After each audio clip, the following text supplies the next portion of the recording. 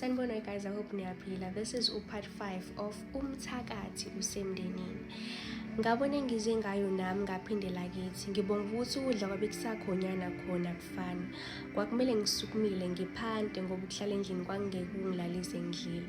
uNkulunkulu wangipha ithuba lesibili so bekumele ngilisebenzise.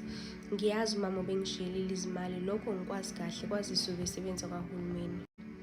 Nangakusasa ngavukela kwamamkhulu. Qonqonqo wemangi nokha. Wena ngokeke kuphendula umamkhulu. Ulala uphupha la ekhaya yini sis? Chabo ma ukuthi ngiyasidinga lezi zinto. Uyaphila mama? It's not like ngizozidla and stuff.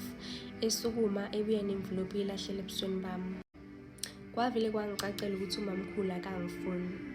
Vele mina bengicabangani? Ngingacabanga ukuthi angangithanda kanjani ngoba phela wahluleka ukuzongibona ngisho usuku olulodwa kuqeda ukushona umama. Impilo ave izokubonisa ama-flames shem. Ngiyabonga. Usale kahle mamkhulu. Ngiwathatha ngiyophuma ngomnyango ubuso bami bubhocobele. Phela benginethemba ukuthi uyena ozongiphelezela kuzo zonke lezi ndawo obekumele ngizihambe since kungiyena engisele naye kanti futhi omdala.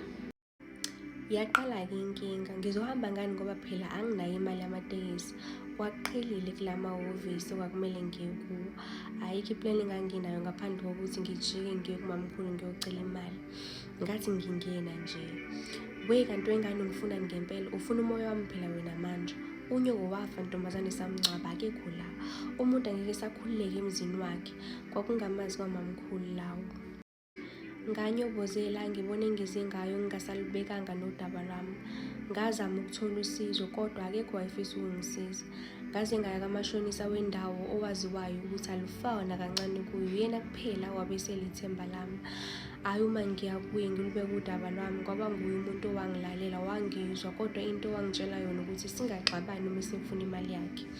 Ngathembisa-ke nami phela nganginethemba ukuthi konke kuzohamba kahle. Ngawahamba wonke amahhovisi engangiye kuwo, ngawahamba izinsuku zilandelana kodwa ngingalutholi usizo. Into ebengiyizwa nje ukuthi izimali zonke ziphumile, ukuthi ziphume kanjani ngaphandle kwe-signature ne-ID yami namangazi. Ngazama ukuya emaphoyiseni ngiyovula icala kodwa konke kwaphelela emoyeni. Nomashonisa engasazibekile phansi efuna okungokwakhe ngilokhu ngibika izitori. Waze wathatha yonke ifenisha kamama wasala ukhala ibhungezi endlini kanti-ke nomamkhulu wabe sengiqosha bukhoma uma ngiya kwakhe ngiyofuna usizo. Ngabona-ke ukuthi le ayingangami. Nokudla kwabe sekungiphelela nomashonisa esethembisa nokungibulala esefuna ngodlami imali yakhe. Ngahlanganisa imali ngokushesha nganquma ukubaleka ngiye kwaNdongazi yaduma ngiyofuna umsebenzi. Ngangingazi nokuthi ngizoqala kephi ngoba negoli ngangingalazi kodwa ngathi ngizobona phambili.